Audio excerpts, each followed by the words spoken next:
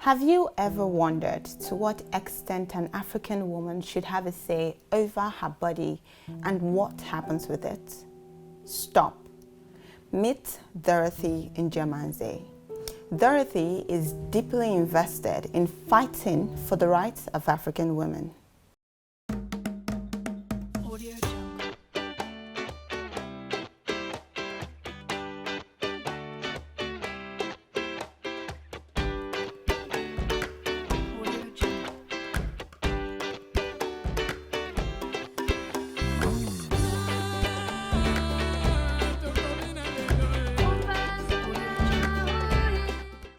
So when it comes to our bodies and relationships, our freest conversations tend to happen in our heads.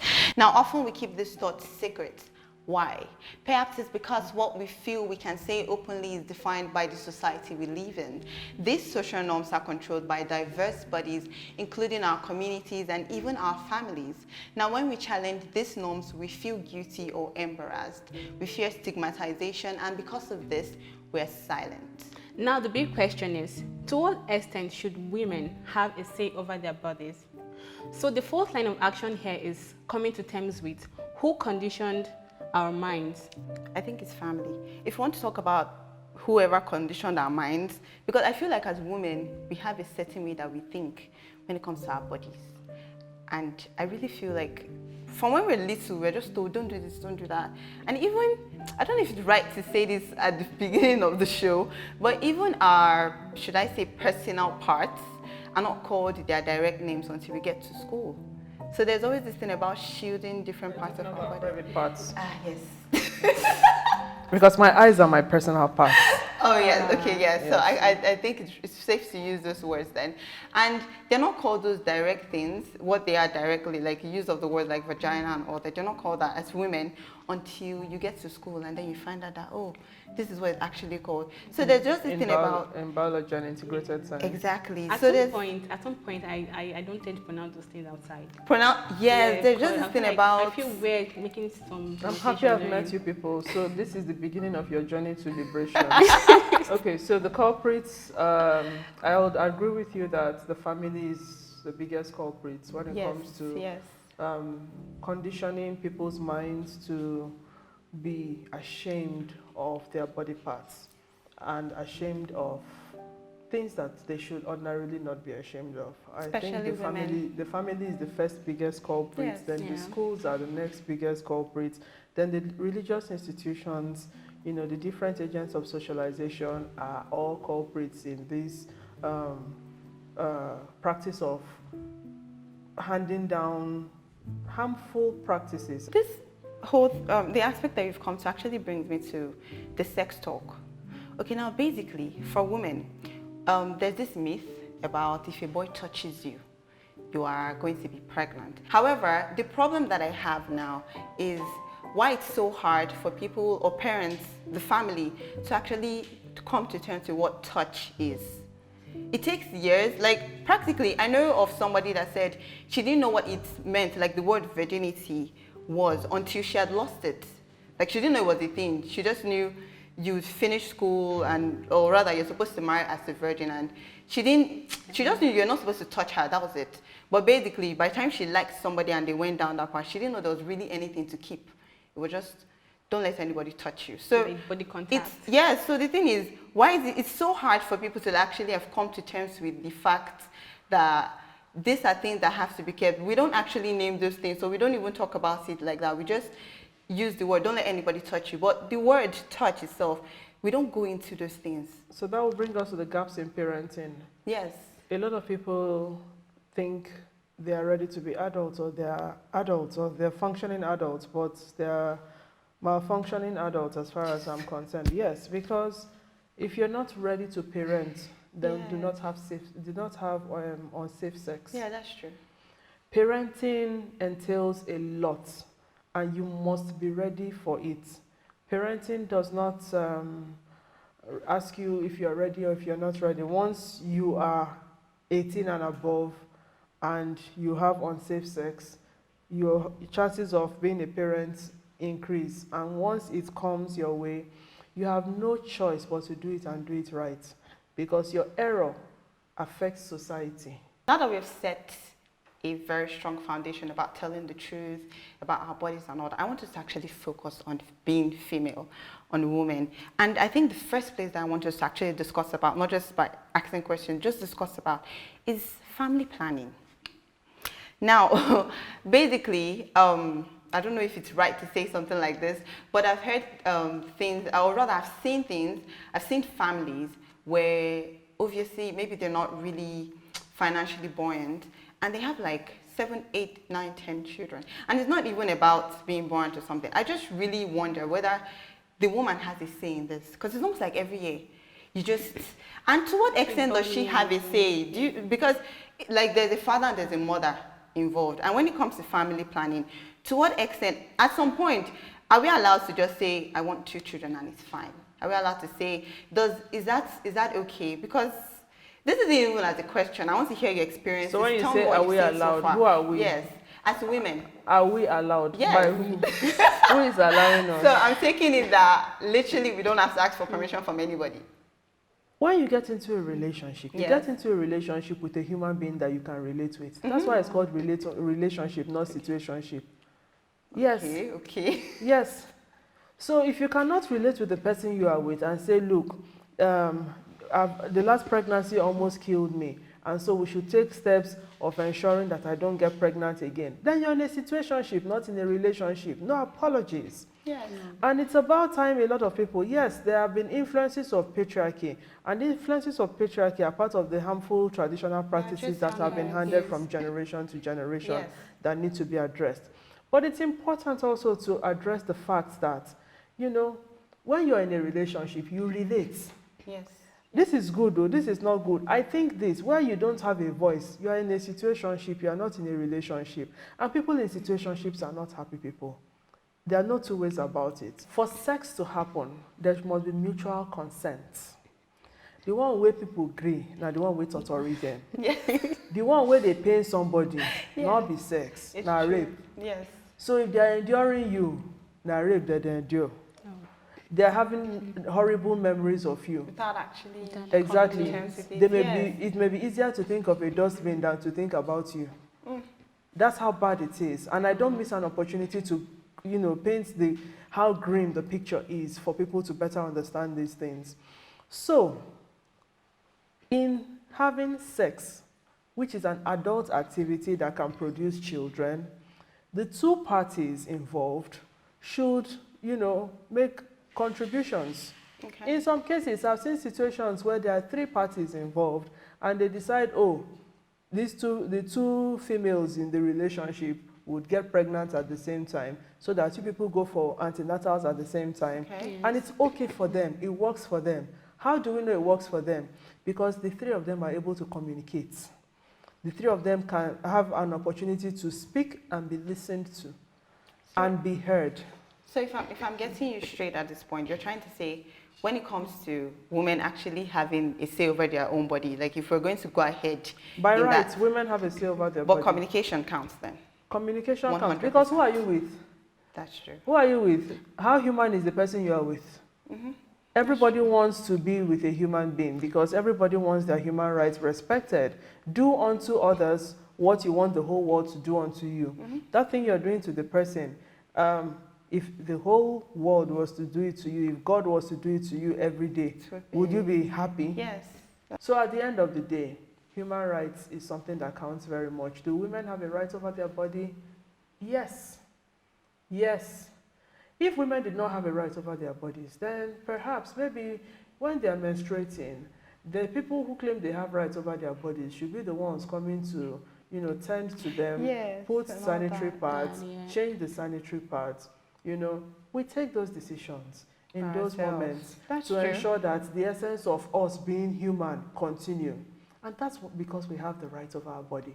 It's not negotiable, it's not alienable. I don't know if it's time. I don't know if we've gotten there yet. But I feel we should just touch on the issue of abortion.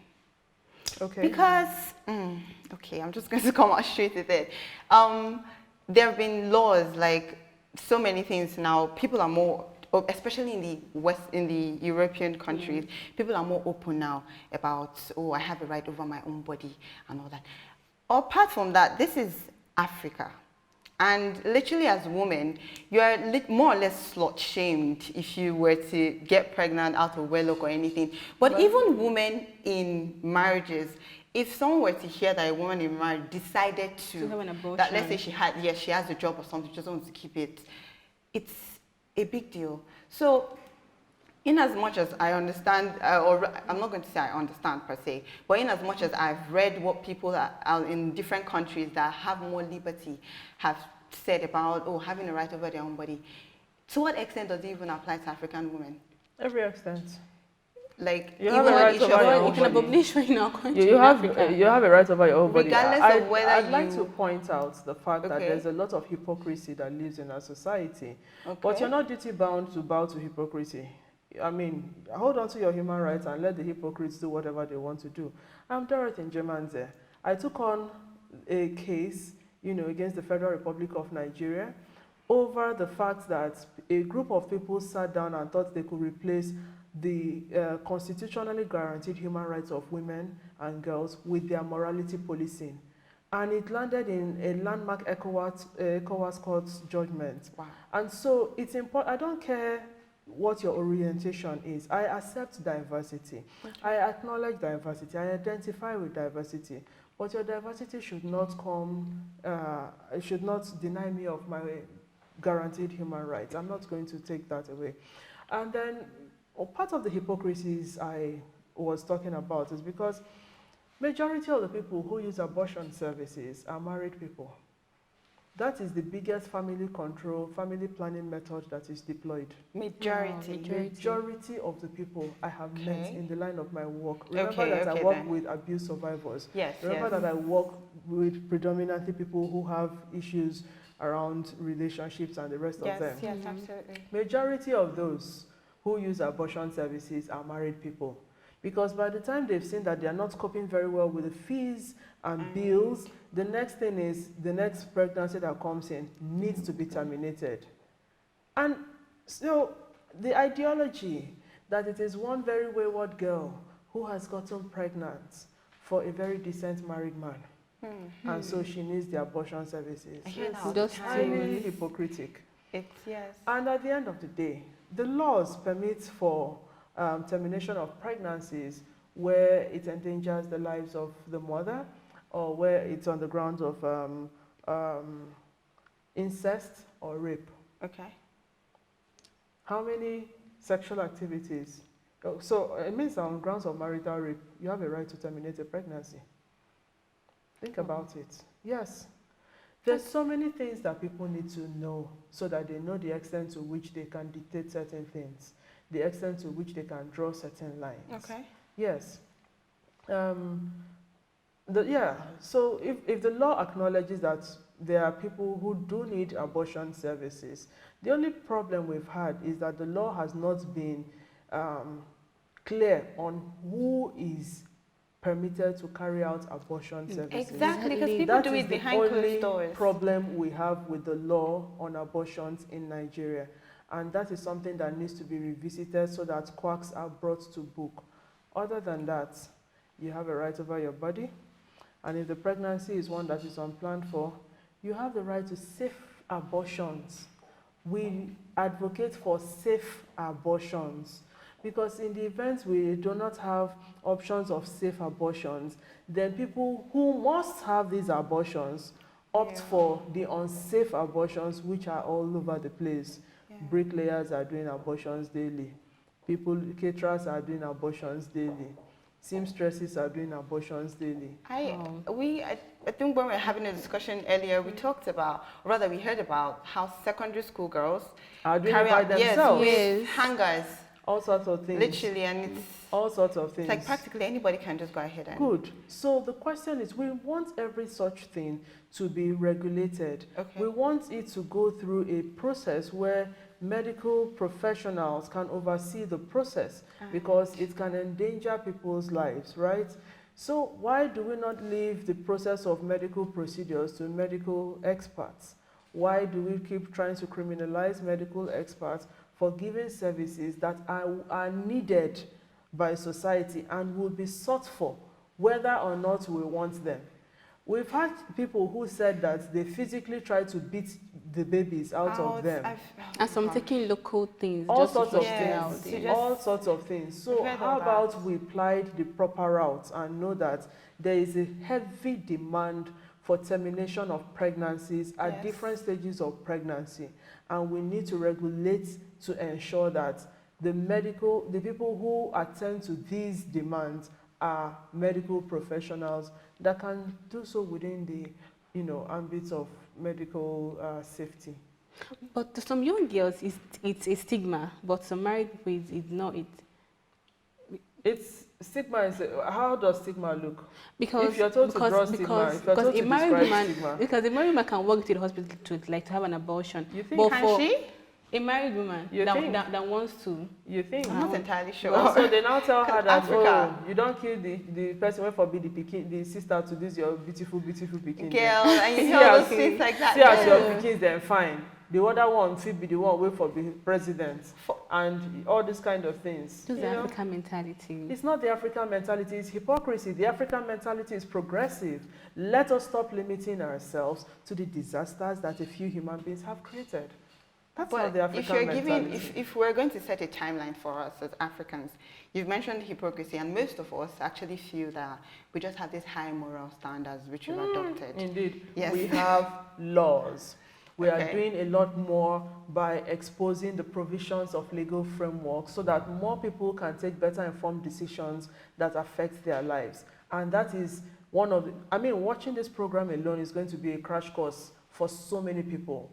And such fora like this keeps building the capacity of more people by the day to make better informed choices. And so what's the timeline? The timeline is yesterday. Yeah, because more people find out about, how the laws empower them and dare to use the laws. Okay. And so our own is to continue engaging the systems, to strengthen the system, so that when people who feel violated approach the systems are there to defend the human rights of every woman. Okay, then. It's been really hot so far, and at this point we will take a break. Womanity Africa will be right back after you meet our Woman Crush Wednesday.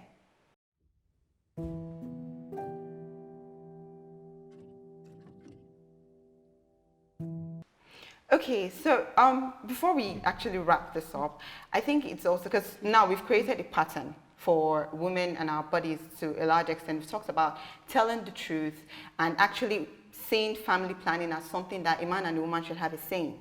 Communication. And I've also talked about especially laws. the person who is the bearer of the pregnancy. Exactly. And we've also talked about laws that have to do with abortion and all that, especially in Africa, and the extent to our hypocrisy. So now, I want to talk about slut shaming in Africa. Basically, everything that we've mentioned.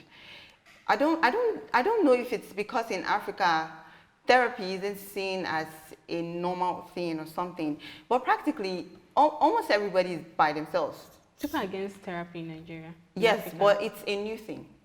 It's a new thing. Practically, somebody could say, oh, this thing was so bad, and people are like, it was bad. And then you say, I went for therapy, and they're like, it was bad. So I just want to know, to what extent this slut shaming thing as women, how can we, I don't want to use the word fight back, but to what extent can we build some sort of walls around us when it comes to our bodies mainly? I'm not just talking about regular, oh, you did one or two things, but... I won't say anybody should build any walls around themselves. Verbal abuse is a crime known to law with defined penalties. Oh, Take it wow. up.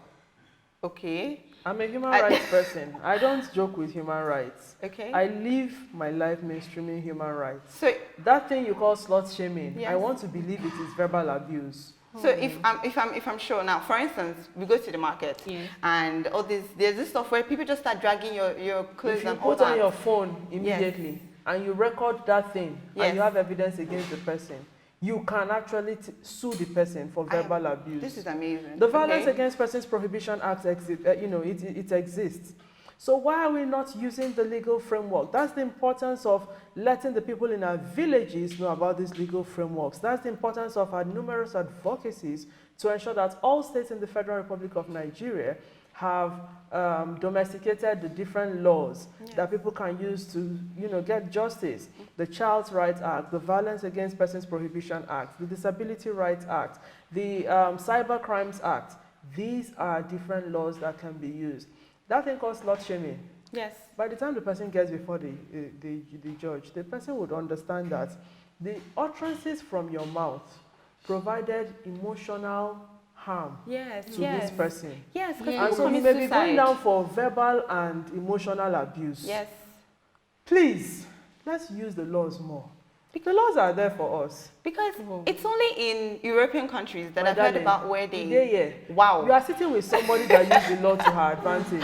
Let more girls out there on the streets see that these things are possible. Yeah. And it will build their confidence Yes. to utilize the laws to improve the quality of what is acceptable around us. Yes. We have accepted a lot of inhumane things and we make a lot of excuses.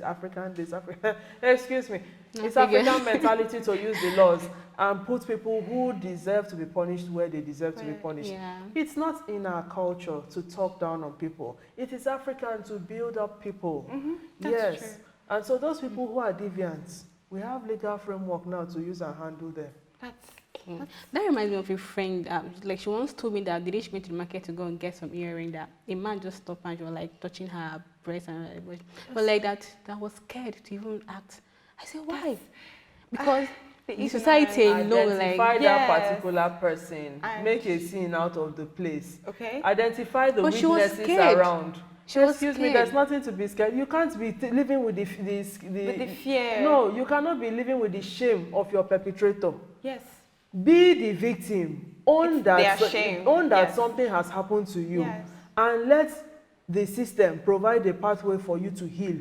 And where it doesn't, let us see it. Don't own the shame of the perpetrator. Put it out there that this thing this person has done offended me. Yes. Let everybody around the vicinity testify that what this person did offended you. Why is he pressing your breast while you're moving? Personal boundaries. Yes. How did you get so close? Yes. Sexual harassment though. His place in jail is waiting for him. It's your silence that is keeping him there. It's your silence that is going to make sure that he's able to do it to several people a day, several days a week. And it's going to only get worse. When it starts getting dark, people will start being pulled into shops and being raped. That's exactly what happens. So, a silent mouth is a silenced destiny. Yes. Stop being, there's nothing to be scared of. Okay. Nothing to be ashamed of. Okay, to wrap this up, I just wanted to talk about women who actually decide not to have children. It's their choice. Half the time, I see posts like that, and sometimes I just go, okay, this one, but it's the comments after. Some people, That's have their you had an business. abortion? Everybody is entitled to an opinion. Yes. But it's your choice. What is your choice in life? Is it in line with the law? That's what you should be concerned about. If your choice is in line with the law, you don't owe anybody any explanation to let them know this is what you're going through. Yes. Many people have many medical conditions. Do they come and say, these are the medical conditions I have? Please understand why I'm not able to do this or do that. It's not your business. Focus on your life. Focus on your focus. And the person will say the person won't pop nose wish. Please use the law. Use the law. Yes. Yes. Document it so that when we Google the person's name, evidence of the person's bad behavior will come out. These are the important things we need to continue doing. Let's use the law more. We have a lot of legal, framework that has been invested in over time. Let's now use those ones so that we can get to the point of needing to refine it. Yes. One thing that's actually stuck with me is to stay away from the pity party now. Yes. Like, if something happens, you either fight it or you fight it. Literally. And there's so many ways. Yes. There's so many. Document it. Yes. Let it go down in the sands of time that so and so happened.